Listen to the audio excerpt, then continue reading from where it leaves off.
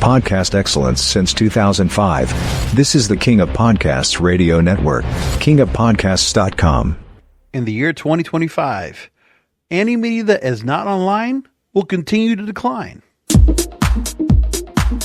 King of Podcasts radio network proudly presents the Broadcasters Podcast. Here is the King of Podcasts. Welcome to episode 361 of the Broadcasters Podcast, and this is King of Podcasts here with you. We're going through the media and what's some final news that's being brought out as we go ahead and wrap things up for the year. So there's a few things that are going on. It's still very obvious, the digital disruption that I've talked about many times since I started this program. And coming up, I will be completing 6 years of doing this show. I've enjoyed it a lot. And well, there's no stoppage going on from here. That's for sure. So the digital disruption is whatever is online. As we know that we've seen some real impact from what tech AI has done to basically journalism and the continued collapse of traditional journalism, newspapers, magazines, and the like. You know, I've done quite a few shows on that. We can talk about some of that tonight. And then also we can go and look at the fact that podcasting, thanks to the presidential election, amplified it more than ever. Now we're at the point where I think more media companies are going to be investing more into podcasting, and more podcasts can be put out there, as a matter of fact. And the one place they're going to be putting out the most part is YouTube. And YouTube decided to go and make some mentions about what they're going to be doing about their podcast plans going forward and how they're being consumed. So very interesting to go and look at. Kai Chuk, he's global head of podcasting at YouTube. He made mention of that 2024 has been a banner year for podcasting because the company YouTube had seen massive, quote, massive consumption growth for podcasts on both the main YouTube app, but also the YouTube Music app. Now, one of the things I want to make mention of too, something that they did earlier in the year, which changed things up. So some of you that do your own podcast, you might have a hosting platform that they used to have a way for you to go ahead and submit your podcast to YouTube. Like if you wanted to go ahead and put your podcast and publish it through an RSS feed without putting it out there in audio. You know, you could have just put up their audio with a slate, which is what my host used to do, Spreaker, which Red Circle used to do, right? What, you know, Libsyn and all these others, you have a way to go ahead and publish direct to YouTube. Well, YouTube took that away. And I think what they're doing now is they're wanting to go ahead and make it where more podcasts are going to be visual. That you physically need to go ahead and put your podcast up yourself on the platform. They don't want any other services that are going to do that anymore. They want to have it proprietary for themselves. Okay. When I saw that happen, I was like, oh shit, I got to do something about it. Well, I found a quick workaround, and actually it worked out better for me because now, if you go to my YouTube channel at King of Podcasts, you find all the episodes. But what happens is you'll see it now where when you play the player, it's not the Spreaker feed with the slate on it.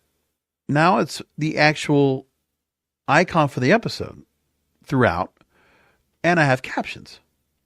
I'm still not going to put it on video because it's not worth it. Like, what, me talking head behind a green screen? No, I don't need to do that. I'm still more than happy to do podcasting as it's always been. It's still an audio format for me, but podcasting, obviously, people can keep doing it more for video. That's fine. There was a survey a while back that said that 30% of people actually watch video portions of the podcasts, but they'll listen to the podcast anyway. And it's still amazing that people will go ahead and listen to YouTube for podcasts, even though all you can do is picture-in-picture on your phone through the app, or, you know, put it in the same way for your desktop or tablet or whatever, because you can't just do like a regular podcast player and just have it off to the side and you're doing everything else. Like YouTube has you up there. It's not unless you buy the premium to go ahead and listen offline or listen where you don't have to have YouTube up and active for you to go ahead and continue to listen to it. It'll go off into a side and kind of underneath, and then you get to listen. But that's what they've done here. Now, YouTube Music offers that. Okay, and my content's up there now. I mean, that's the other thing that they did was that Google Podcasts was taken away.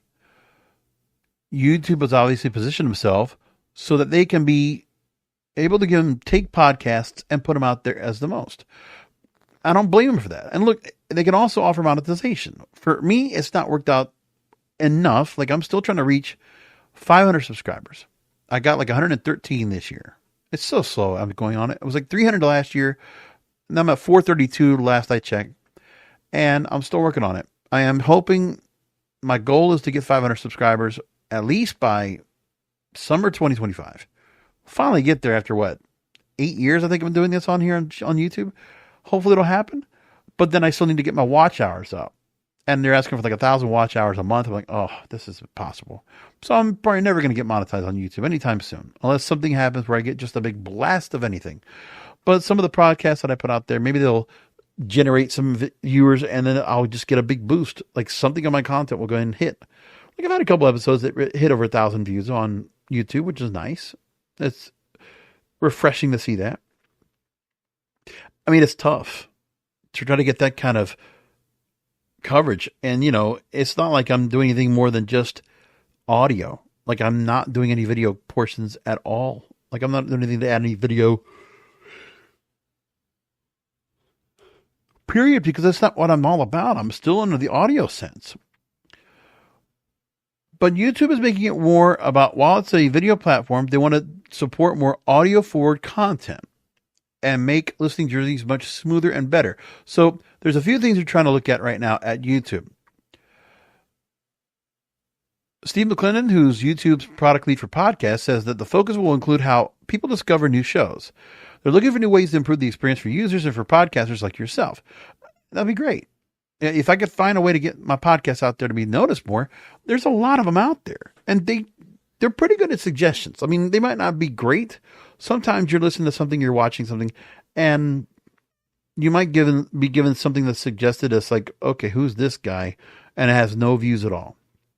Listen, it's the same thing as somebody caught one of my episodes. The one thing I would at least like to say is that if you're getting my content, at least I think the visuals are pretty good. The graphics I do pretty good on. That's myself. The audio sounds pretty good because I worked on it. So it sounds great. If at least I have that, awesome. And if people at least see, oh, here's captions, so I can listen to it where I don't have to go ahead and turn it up. I just read a letterbox. Okay, that's great too. I keep it clean as best as I can. And it's amazing how streamlined my process is to do this now. But I work on it really hard. And it's just also because I don't do that much work in post-production. Like really, literally, I record and then everything's done on the fly. And the only thing I do at the end of it is I do a little bit of cleaning up after the fact of what I've already recorded. Like I don't add anything else on top of that. Very rarely. I don't have to do anything else post-production to that sense. Everything sounds good. Like I get it all done in the first shot. That's my rule. I want this to be as seamless as possible. Record it, be done. And listen, even down to the fact of how I speak. Because I don't want to hear myself hum and haw all over recordings either. That's what I have to go and train hosts on the other networks to do. But that's the things that I always talk about when it comes to my pet peeves of podcasting. To do the shows. Get to your content. Like I've done one-on-ones. If you want to catch those, you can look at my Podcasters Row series and you'll see all the Podcasting 101 episodes that I put up there that explain all that. And you'll see for yourselves. Now, they say that the focus will also include how people discover new shows. And Google's long seen its search capabilities as one of its advantages as it moved into podcasting. And as YouTube is where its efforts are focused, it remains part of the company's focus. They're looking to expand podcasts on YouTube into other Google services, such as including its much-used search engine, which they did it with Google Podcasts, and then they kind of like went by the wayside, and that's okay. Google Podcasts was nice. Like they've tried, doing something with a podcast app many times before. They had one that was like a Google Listen, and that was kind of nice, but it was like kind of clunky. Google Podcasts about the same thing, and the one thing I hated about was trying to go and clear the queue on a Google Podcast player. It sucked. But we had to be on there because we hoped that the search engine was going to make a difference for us. So I tried. I hoped for it. And McClendon goes on to go and talk about the fact that, quote, if I'm searching for my favorite podcast, you should be able to find the YouTube version of that alongside other provider solutions. So we're working along those integrations. So that would be with Google Assistant. Quote, Google has a lot of places where this content can live. And we're talking about many of those teams. With many of those teams, and we're looking to integrate into all those services so it makes sense. And YouTube is also expanding its role in podcast monetization beyond advertising. Oh, please. Come on. Help out the podcasters out here. So podcasts are an in-car listening option for many, and McLennan says they're working on improving the overall quality of the YouTube experience, where he concedes it's a real pain point around intermittent connectivity and uninterrupted listening. He said they're also working to make the user experience more consistent with this app, showing a list of new episodes and the ability to jump right back into an episode that has been partially listened to. If they do something to kind of help out the monetization for podcasts on the outside of the normal creator portal, that will be awesome. I don't know how they'll do it, but that would be great if they did that. The other thing I would say is that for YouTube, eventually they're going to have to get themselves on Apple CarPlay and Android Auto really to give themselves in the real competition to be in car and be very integral, but they haven't gotten there yet. But I think that's one of those things they're going to have to do eventually. But if we're talking about the car, that means they must be looking at Android Auto, how they can integrate and put a YouTube app in there that will work and not be too distracting for drivers. I'm wondering how they'll do that. McLennan goes on to say that those things are technically supported in the car. I'll say we don't do a very good job of servicing it in a way that's maybe as easy as it should be. I don't know if YouTube Music is on there. I'm not sure. Maybe it is, but that's the part I'm looking at. So those are the kind of things we're looking to improve. How do we make it easy for you in a car context where you don't want to do a bunch of browsing and tapping, to have very short, like 1 or 2 quick access to the point to the podcast you want to listen to? Look, if you're able to go and do that and kind of center off what podcasts people listen to, I mean, look, Spotify does a pretty good job of it. Apple Podcasts, they're trying to make it pretty easy and navigable to get to the podcasts. Same thing with Amazon Music and Audible. Like, they try to do their best, but they're also trying to cater to so many different options of audio content, from audiobooks to music. It's very difficult. And then the other thing too is also I had Spotify. Like, I listened to 2 audiobooks because, everything was kind of slowing down. I wasn't watching so much content on YouTube or X like I have, especially during the political season, the presidential election season. Like, it was just kind of a bit of withdrawal. It's like, all right, I need to replace my content with something else. And I can't necessarily, if I'm in the car, I can't go watch TikTok videos. So I had to figure out what to do next. And I got back into audiobooks. And of course, I got a Spotify premium account, but the premium account they have right now, they don't have a permanent set of minutes for audiobooks. You have a limited amount until they do the super premium amount. So I listened to 2 full books, and they're pretty interesting. I like what I got to hear. One was the story of 20 Billboard #1 hits and the whole stories behind them. And the other book was When Rock Meets Disco. And that was a quite interesting story about the whole thing, that whole dynamic at that time. And then I was getting to another book. It was a documentary based on the kind of like the same documentary I watched so many times on Amazon Prime with The Wrecking Crew. The session musicians of the 60s and 70s that are responsible for some of the biggest pop songs there have ever been. And there was a book that was written in lockstep with the same story, but I only got through a couple of chapters, and now Spotify gives me an announcement as I open the app. I've run out of minutes on audiobooks, so I have to go order more. Like, really? I have a premium account paying $24 a month. What are you talking about? And you just made my subscription already go up by $3 already this year. And now you're telling me I can't listen to audiobooks all the way through? I got some, but it's fine. But come on. That was kind of hinky. What can I say? McClendon here also concludes that he's also saying this as well. There are updates to be in the works to allow creators to upload an MP3 file and convert it to a video file, although there was no confirmation. Because since they took that away from all the other audio hosting platforms, they want to create that.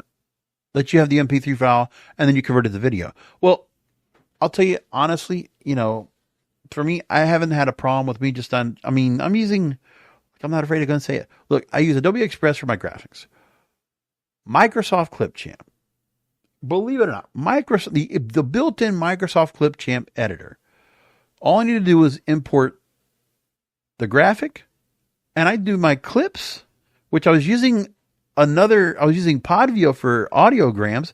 I stopped doing that. Now I'm doing audiograms with Clipchamp. And I mean, man, the clips, I get them done so quick, and I put them on Google Drive so I can go and access them later. And then for the full audio video experience, so I can put it up on YouTube so it looks nice. Yeah, all I do is I take my YouTube thumbnail, the one I'm always going to put on the YouTube channel anyway for the actual episode, and it offers captions. And they're really accurate. And they give you nice customization on how the captions can look. And I now make a place now in my graphics so I can add the caption in there for whether it's the clips where I put it in a rectangular form, or I do it in a YouTube thumbnail and I have it run through like 30, 60 minutes for an episode. The captions, I mean, it takes minutes for it to transcribe the whole damn episode. And it's probably much more accurate than anything else I have. Like, there's certain things it might miss, but I'm not going to go ahead and go back and correct that. I'm not necessarily that tedious about it, but it works good. Like, I like it. So they're going to offer an MP3 upload, let it allow it to convert to video, have some kind of slate as well, but no confirmation on that yet. And then they talk about becoming a podcast distributor is, quote, not in our ambition, and that YouTube has no plans to change editing capabilities to make it similar to RSS. So if an edit needs to be edited, a video will continue to be replaced with a new version, a change that resets the viewer count. There's also no plans to allow creators to upload a video file in their RSS feed, saying the best way to upload that video directly is YouTube Studio. All right. And I think with video, yeah, there's not going to be any rhyme or reason on how you're going to be able to go and get it to go and multi-platform a video podcast unless you're doing it on a YouTube or Vimeo or Spotify itself. Like, I mean, yeah, you're going to have to just individually drop the video in. That's all you can do. And, you know, I understand that part. It's not an easy transition. Not all the platforms do that. And to do it, it's like for the RSS to go and pick up, it doesn't have that technology to go and pick it up anyway. It can only take the audio along with the text and all the other algorithmic issues there are there to even make that possible. So the other thing is talk about was with YouTube and how many podcasts are consumed. So when users who add shows and consume on a regular basis, there are also others that are driven more by algorithmic recommendations to discover new shows. I can tell that happens for me. Like, again, 432 subscribers. I looked the last time on the analytics, and I think, 20% of my subscribers will actually watch my content. So 80% of my audience that catches the shows, you're just catching one-offs. If I get lucky, and that's it. And I see it. So one of the other things I will make mention of as well is that I don't do what everybody else does, where they kind of jam up the algorithm, and some podcasters will just hit the same type of content over and over, hit it over the head until it becomes exhausting, because they want to go ahead and get as much monetization off the platform. I understand that thinking, but I started podcasting 12 years ago yesterday, right? December 18th, 2012 is when I first started doing my own podcasting. But I started August 1st, 2005, podcasting as a producer, host, editor, all that stuff. Jack of all trades in podcasting in 2005. And then until I could finally get the wherewithal and means to be able to go and do it myself in 2012, I did. And it's amazing. I might have a different desk. I might have a different chair, different microphone, but it's still the same kind of setup because it's the way I want it, comfortable. And it took a while. And I always see, some of the money that I'm able to make on advertising off of ad buys for podcasting is allowing me to go and do the little setup that I have. My light I over here have an LED light over the top, microphone with a crane on it, a new chair, a new table, a new chair, and I'm all set to go. And I'm comfortable. And everything's right there in front of me. But one of the things I make a point about when it comes to my content is I don't worry about trying to go ahead and feed to the algorithm or trying to feed to the recommendations so that my podcast comes up all the time. I do pretty occasionally, so I know when there's certain podcasts that come up. Look, I know when I'm doing the Broadcasters podcast, if I decide to go and do a music-based episode or something that's celebrity-based or something that is movies-based, yeah, those do really well.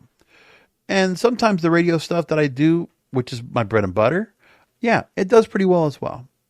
Sometimes it actually works because if I get the right title, to get the right description, get the right graphic going, sometimes the Broadcasters Podcast will get a good run. But my audio podcast probably perform better than the video. The wrestling, you know what? It's gotten better. Like, because I think I've gotten better at like the wrestling graphics, putting the right stars in there, what they're talking about, what they're doing. Like, I've gotten much better at those right now. And also I've got much more salacious on the titles because I'm very cynical about professional wrestling. So that's my major podcast that I do, and it's been there for a long time, and it's worked okay. And then for the other podcast I do, The Praise and Debaucherous, well, again, it's sex, it's dating, it's culture, it's, all this other stuff, like salacious stuff on there. And you know what? If I could put a pretty girl up on there on a graphic or some other stuff I can do, I'll tell you what, that's what I do. So some of you might have seen the story that's come out about the OnlyFans creator Lily Phillips that's now trying to go ahead and work on trying to become the next sex star. Will go ahead and pound through 1,000 guys in 24 hours. She wants to beat the record that's been put out there. And nothing more than just the excitement and the thrill of having sex. But there's a lot more things to it. If you want to catch the episode, go ahead and go for it. But my point of bringing that up is because that show right now is taking off on views. It's like I'm got my system down. As soon as I publish the episode, which is usually at night, late at night, because I record all these shows at like 11, 12 o'clock at night, publish a graphic with the initial announcement of the new episode.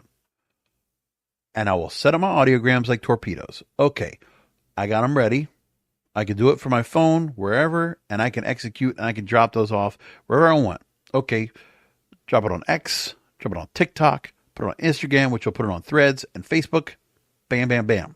LinkedIn, bam, done. And what I'll do is I will go ahead and stretch those out.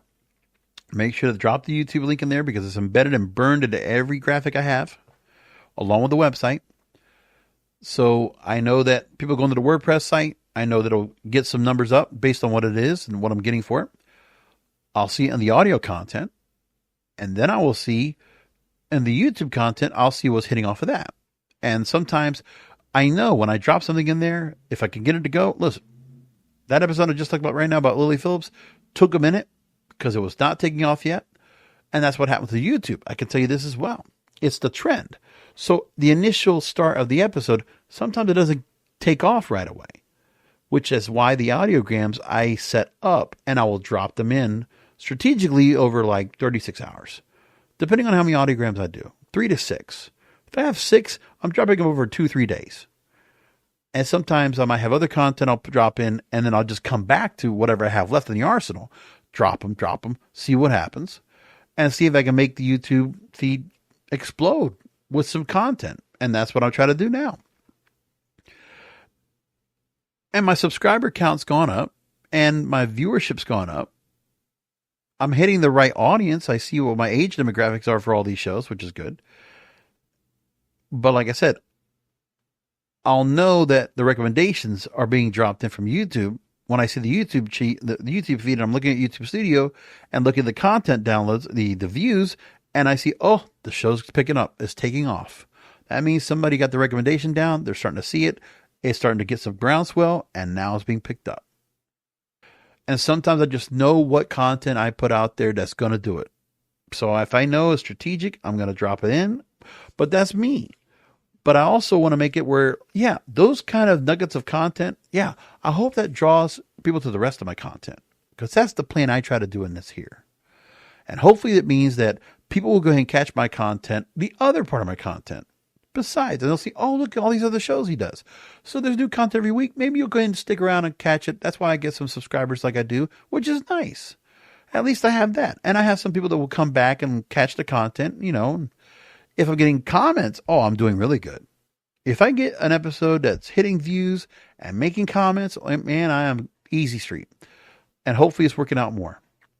The only thing I got to do more of is that I know when it's a new episode and the downloads are good, then the time allotted or the time spent listening is higher. But its recommendations, it's going to be shorter. I know that too. So it's the whole idea of it. YouTube is a beast, but you have to play with it.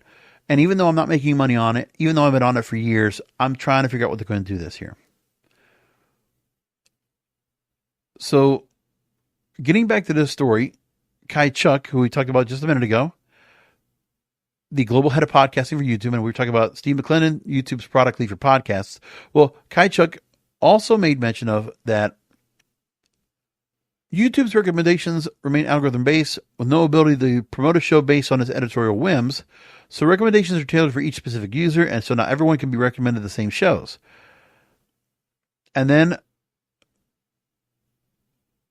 if users tend to listen to more podcast clips of the full episode on YouTube, they said that full episode listening is probably the majority of watch time, but pointed out some podcasters have incredible success offering highlights on YouTube Shorts. You know, I haven't done YouTube Shorts. It's a little too cumbersome for me, and I'm like, I'm already putting the YouTube stuff there.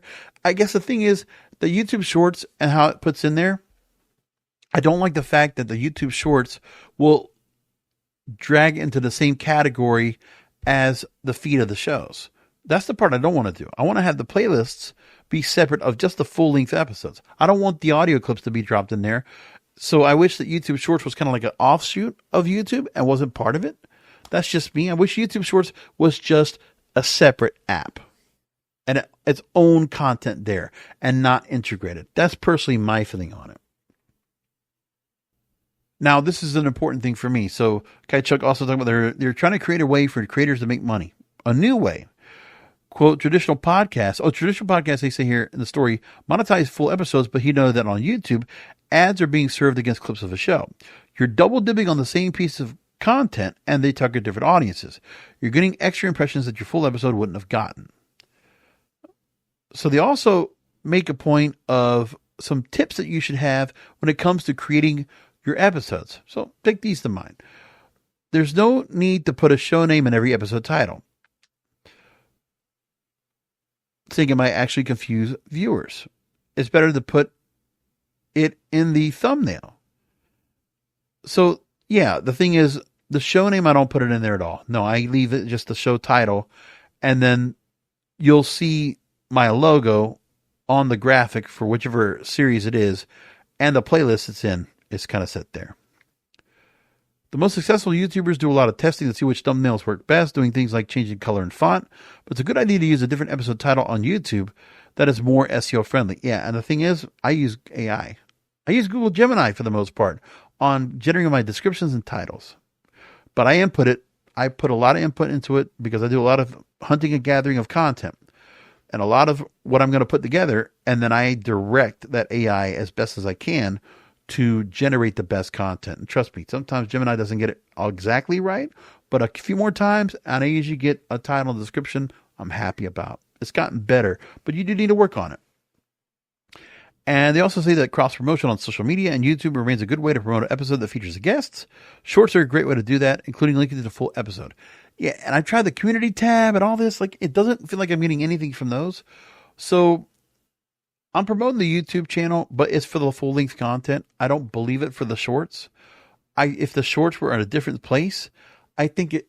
And the other thing too is that I don't know how many people are actually watching clips, short clips on YouTube for YouTube Shorts. That's the thing I don't know of yet, because there's only so many other places that are out there. With Instagram, they got the Reels, and I think that's a different bag for content as well. But some of my Reels do okay on Instagram.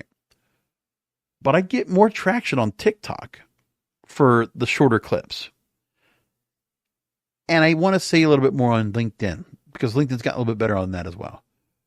But I do it for X. I mean, all those. I do have clips. And TikTok still feels like it's the one spot I get the most from. Because I can also see that if I have a TikTok clip that goes well, that's usually indicated that my YouTube feed and my audio feed are going to do okay. I'm going to get downloads from it. It's a lot to take in. But yeah, podcasting, what a great thing that YouTube put out to give this whole story. I love that they actually did this. Wonderful. Wonderful they put this together and gave like an hour-long conversation on this. I love that they put this together. So that's some great news. Really good stuff there. And I would highly implore you, you got to put your stuff on YouTube. You absolutely have to. It's a no-brainer. And I think with what they're doing right now, their focus on it is much more important than ever. They are going to try to compete with Spotify and Apple Podcasts and other places because they have to. Because people are realizing that, YouTube is a place for podcasts and everybody's listed up there. The other part I got to just worry about is just, the one thing I get a little bit upset about YouTube is that they do get you on the copyright strikes. I don't worry about that so much because my music is not copyrighted at all. I don't have any of that problem anymore. But then the content strikes, I get those every once in a while. And, it sucks because I am, it's not about the language. It's about the content I talk about. If it's anything sex related or porn related or whatever, because it's on the Praise of the Debauchers program, yeah, I've gotten flanked for those. I don't get downloads from it because I'll say, oh, the content's too much. But I'm even making it a point. Listen, so they'll deem it 18 plus. Even though I click the button that says it's not meant for kids. But for whatever reason, my content, because even though I'm being informative and educational about it, I'm not going salacious in the content or giving graphic language at all. But YouTube still decides to give me a strike for it anyway. Just what they like to do. So that's the big direction. In the digital disruption right now, 2025, podcasting is going to grow. We're going to get another renaissance. Another big era of podcasting. So the post-serial era, that's done now. And then we also had the era that came out from COVID because everybody had a podcast. But now the importance that we have of podcasting because of what the presidential election did and how much of an impact it made. Remember, a couple weeks ago, we talked about that. The studies that were done out by Edison Media Research about how people consumed it, people were paying attention. When there's a big event going on, people are going to podcasting, they're going to watch it, and they will. And then basically social media is the gateway for people to go ahead and learn, oh, we need to go to YouTube to find the content. The one-stop shop. That's what it is. Moving along. A prediction for journalism from the Nieman Lab. And they had a Rasmus Kleis Nielsen make a point that he's professor of communication at the University of Copenhagen, Denmark. And he put a prediction for journalism for 2025 that publishers find that the AI era is not all that lucrative. I could have told you that all year, Professor. Publishers are getting into this. This is not to be lucrative. This is for survival. They don't have a choice but to go ahead and take the money that's given to them. Do I need to go and repeat myself? I'm a broken record.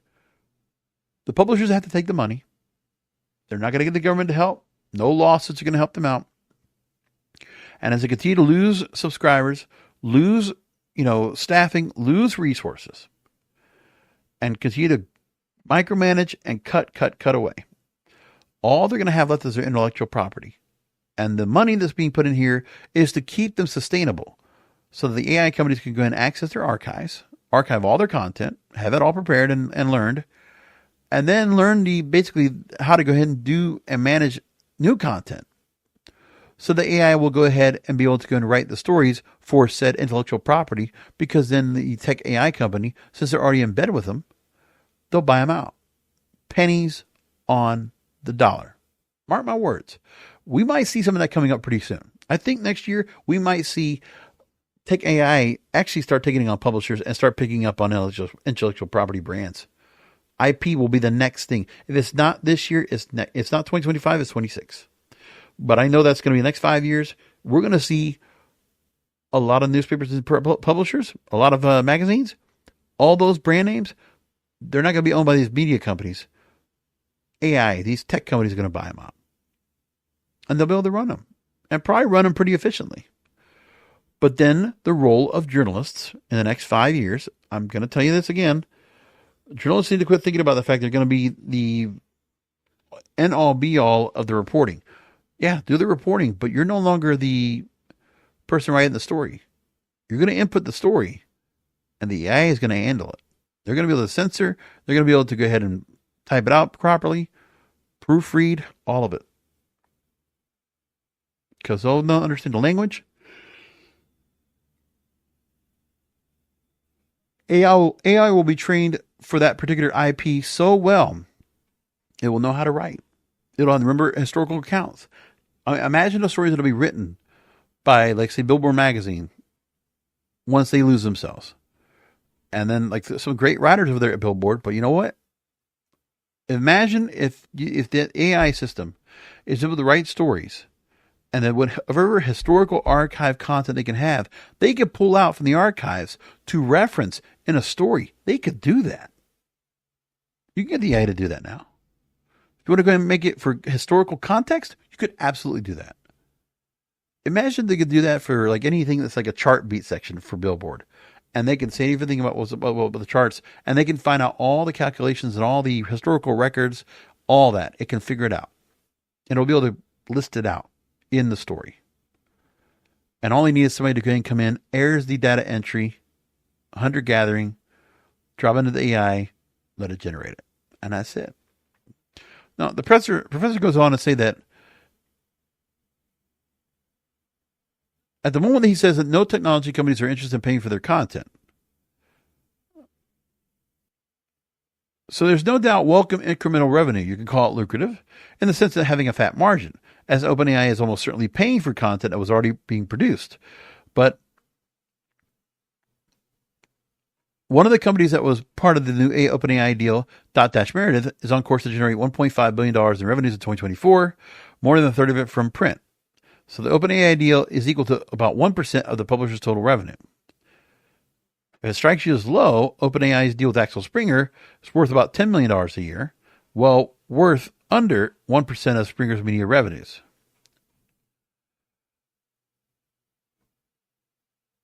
So most publishers, he says, will not get any meaningful revenue from licensing content to technology companies, and that those who do are likely to be large publishers who get a few percent of incremental revenue. You're not going to get much off doing this here anyway. It's not make much of a difference either. But the professor gets the idea. I think he has a nice way to go and figure out things. Let's we got to bring up real quick. SCOTUS. Supreme Court is going to hear a challenge on a law that could ban TikTok in the U.S. Haven't heard anything all completely yet, but it's only a couple days ago they said, but the Supreme Court will hear a challenge. High Court is set for January 10th for oral arguments, 9 days before TikTok says it will be faced being restricted. Congress overwhelmingly passed a law to force TikTok's Chinese parent ByteDance to sell use operations or face a ban on app stores. TikTok challenged the law on First Amendment grounds. Appeals court rejected the challenge. TikTok has asked the Supreme Court for emergency ruling. So the question will be asked in the argument whether the Protecting Americans from Foreign Adversary Controlled Applications Act is applied to petitioners violates the First Amendment. And that's according to the court order that was put out on Tuesday. We'll find out what happens to that soon enough. Now, as we know, the incoming president, Donald Trump, opposes the ban. He credits TikTok with helping him in his election to return to the White House. And they go on to say that he did, in his first term, try to initiate an effort to force ByteDance to divest the app with a threat of a ban, but an effort via executive order was ultimately sidelined on the courts. So we'll see what happens with it here and see what they're going to find out about. If the Supreme Court is going to go ahead and judge that TikTok is not violating First Amendment, that they should be allowed to go and continue to move forward, we'll find out about that soon enough. iHeartMedia is talking about plans for 2025 to executives, and an email is sent to staff. And Insider Radio got a hand on it. So in January 1st of 2025, iHeartMedia is going to bring back their 401k matching program for eligible workers. And they will match 50% on the first 5% of retirement account contributions up to $5,000 maximum. And they also plan to embrace change to stay atop the audio space. The company needs to be, quote, as nimble, flexible, and innovative as a startup. So they need to continue to embrace new technology, which, means more replacing staff and more human, people that are going to be a part of this. Now, they say they're also going to turn their focus to be more cost efficient, provide the financial resources to drive innovation and drive new products. They now have a new iHeartRadio app. I haven't checked it out yet, but I go and take a look at it soon enough. And they also announced a exchange offer to get some more financial breathing room to move their debt to 2030 and beyond. Yeah, whatever. A wonderful story there. Thank you, iHeart. Interesting story about the entertainment industry across the board. 2024. Yahoo News takes this story, and this is from The Wrap, by the way. Entertainment and media staffers another major blow because there were 15,000 job cuts, nearly 15,000 jobs eliminated in 2024 across broadcast, TV, film, news, and streaming. Wow. 15,000 jobs. Now, that's a little bit less because 2023 was 21,000 jobs. But yeah, there's not much more left. Hollywood has had successive years of layoffs as companies have aimed to reach profitability in new streaming businesses.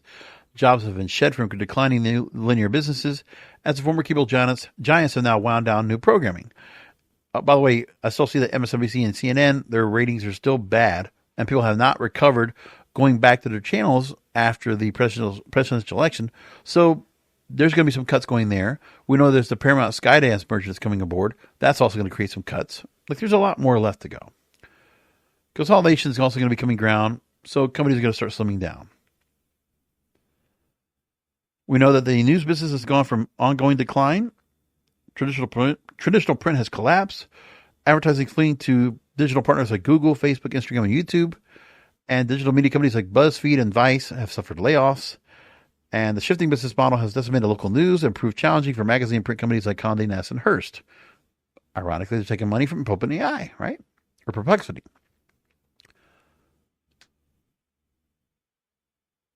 There are a few reasons they say in this story to believe that next year's job market will rebound to 2021-2022 levels.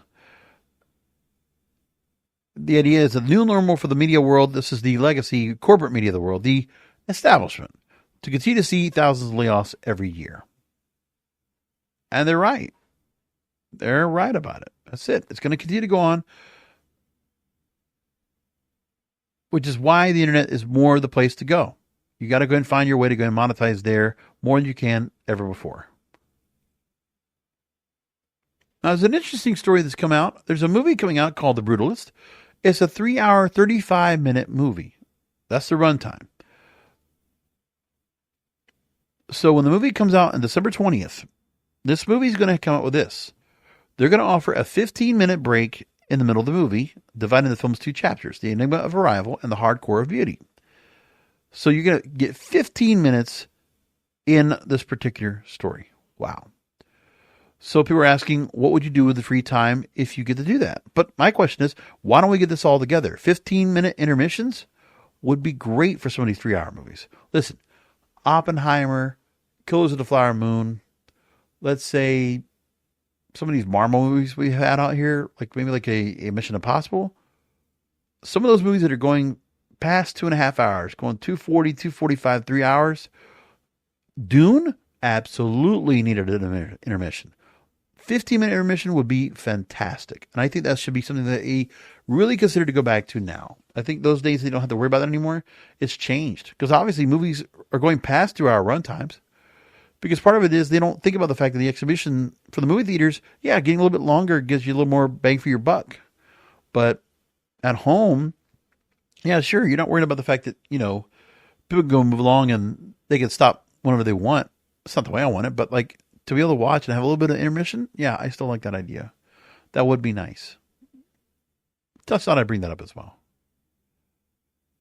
Final story, Sean Ross puts out a great little article about if really wanted to promote podcasts. So we'll take that back up, podcasting and, sandwich everything together tonight. The ads for podcasts, which with group podcasters fill up their stations, live streams, tend to just float past me. Yeah. Radio ads for podcasts. It's not a smart idea. And the question is, the asks here is, should we be sending listeners anywhere else? And the issue of whether podcasting, having just demonstrated its influence at the highest levels, needs radio's help or vice versa. But broadcast radio is still the biggest piece of listening, I guess. So they want to know, why wouldn't developing shows want radio's reach? So there was a New York panel at the National Association of Broadcasters on radio podcasting this fall.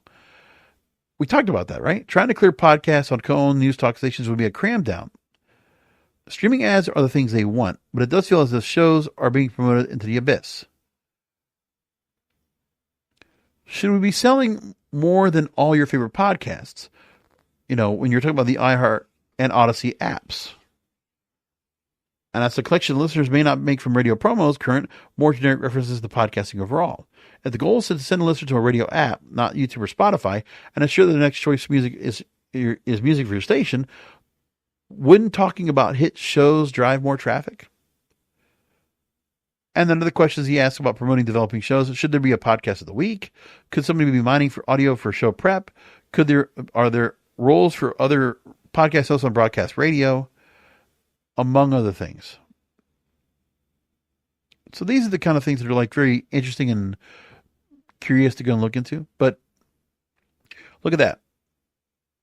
Radio just needs to get back to its own ground.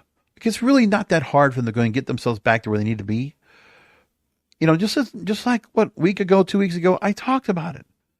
Like, seriously, let's just get back to how it used to be, where radio is new music discovery. It's not that hard to get back to that again. Okay. You have the inventory for advertising because of the fact of those podcasts. It's because you have all this allotted. You think you're going to sell those ads, but you're not. Let's just give up on that, please. Anyway, come back next week for another Broadcasters Podcast. Remember, the content is king, and the control of your content is in your hands.